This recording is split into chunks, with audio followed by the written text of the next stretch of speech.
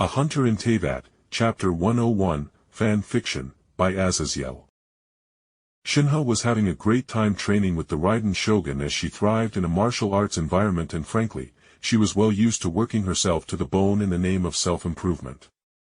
To say nothing of how talented she was, to such a level that even EI actually enjoyed training her. After 2 days of Yamiko's wonderful teaching, my control over electro-energy had greatly blossomed to the point that EI and the previously smug Kitsune looked at me like a monster, which greatly stroked my ego.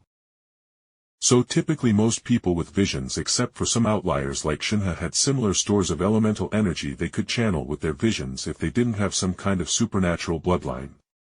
Or was literally a cultivator like Shenhe, or in Lisa's case. She burned away a lot of her life force and lifespan to gain forbidden knowledge, which also made her extremely powerful. But for me and Lumen, we had our own base stores of elemental energy. And then for each element we gained, our stores would literally fucking double. I already had more elemental energy than Lumen had due to my aura giving me more spiritual energy at the start, so once I had 3 stacks of elements, doubling my elemental stores of energy. Only EI was my match in how much I could actually output in electro energy, and she gladly taught me how to properly channel the lightning and the secret to condense the power without it arcing everywhere. I sat down in front of Yamiko silently, with us both supporting a 5-layer pyramid of glowing sakura flowers, with each layer of the pyramid floating separated from each other layer by a solid inch gap, with purple lightning gently arcing between the flower petals. Watching you makes me angry, honestly. Years of training this skill with my own electrovision, and you overtake me in not even half a week. Yamiko's once bored voice had a tinge of annoyance in tone, making me smile softly as I twitched a finger and the lightning curled up, making the pyramid break down before my lightning control took back control of the flowers.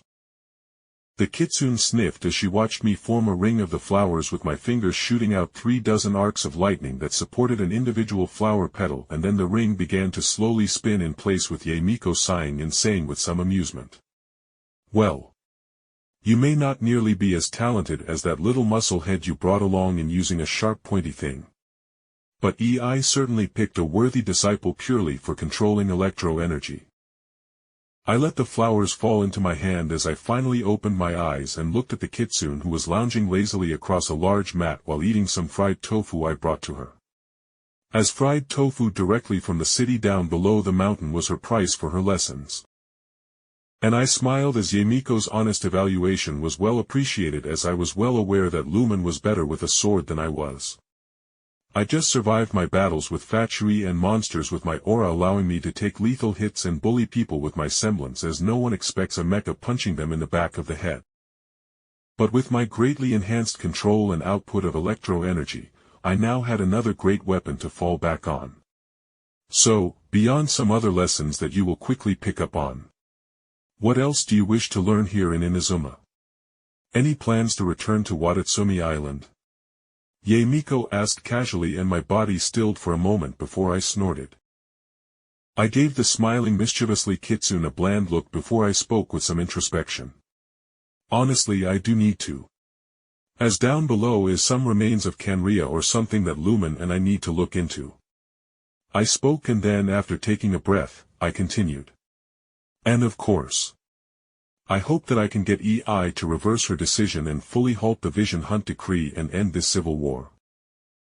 There was a moment of silence as Yamiko gave me a hard look before she chuckled deeply, with her chuckle being a throaty purr that reminded me of her inhuman nature as she lazily sat up, and I saw a hint of her pink tails as she flexed some of her power casually before she yawned and then asked me bluntly, "And how do you plan to change the mind of a goddess of war, little human? No matter your talent with the blade and electro, you are still weaker than her and cannot defeat her and make her accept your demand, as is her rule." To which I smiled, and Yamiko's lazy appearance died instantly and her eyes sharpened into slits as I spoke. "Who said I was going to defeat her? Why, I got a much better plan actually." I leaned in and whispered, "I know where Makoto's soul is. In return for ending the civil war and ending the Vision Hunt decree, I think she would do anything to have her sister back, as I have 2 goddesses in my soul already." Miko's kitsune ears actually twitched with her large earrings moving a good bit as her face couldn't properly explain the shock she was feeling, and I stood up with a smile and said, "And I need your help, Miko. As she is currently sealed away down below your shrine after all." And in the depths of my soul, I could hear Guizhong calling out, "Oh, Makoto will be joining in here. Woohoo, it's going to be a super slumber party just like old times again, haha." The feeling of the reviving dust goddess divinity snapped the kitsune out of her shock as she covered her face with her hands and groaned. "Oh, dear Archons.